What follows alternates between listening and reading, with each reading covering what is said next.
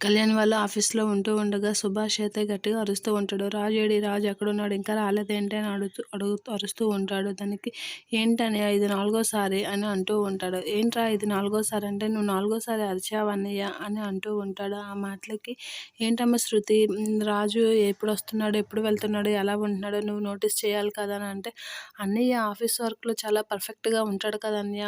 నాన్న ఆ మాత్రం దీనికి మీరెందుకు సీరియస్ అవుతున్నారు పెదనాన్న? వచ్చేస్తాడులెండి అని అంటూ ఉంటాడు.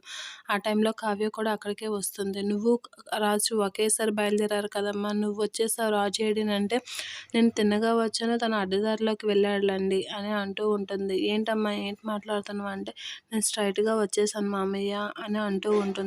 ఏంటొదినా ఏం మాట్లాడుతున్నారు మీరు అని అంటే, నేను తిన్నగా వచ్చేసాను మీ అన్నయ్య అడ్డదారుల్లో వెళ్ళాడు కదా కవిగారు అని అంటూ ఉంటుంది కవికి అర్థమయ్యేటట్లుగా. సరేలే అని చెప్పేసి అంటూ ఉంటాడు. సరే నువ్వు ఫోన్ చెయ్యి. ఫోన్ చేసి ఆయనకి రమ్మని చెప్పు అని సుభాష్ అయితే కావ్యకి చెప్తూ ఉంటాడు. కావ్య కళ్యాణ్ రాజ్‌కి ఫోన్ చేస్తూ ఉంటుంది. రాజు అయితే శ్వేతతో ఇలా అంటూ ఉంటాడు. చూడు మరి నేను నీతో మాట్లాడడం విని కూడా అది ఫోన్ చేస్తుందంటే మన మూడ్ డిస్టర్బ్ చేయాలనే కదా! నేను దాని ఫోన్ ఎంత మాత్రాన ఎత్తను అని అంటూ ఉంటాడు. అయినా కావ్య ఫోన్ చేస్తూనే ఉంటుంది. రాజు అయితే ఫోన్ ఎత్తడు.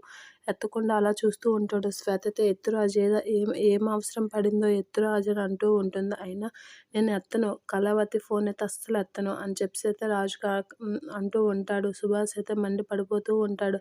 ఏంటి ఫోన్ చేసినా లిఫ్ట్ చేయలేనంత బిజీగా ఏం చేస్తున్నాడు అక్కడ అని చెప్పేసి సీరియస్ అవుతూ ఉంటాడు. రా అని చెప్తాను వాడి పని అని గట్టిగా వార్నింగ్ ఇస్తూ ఉంటాడు.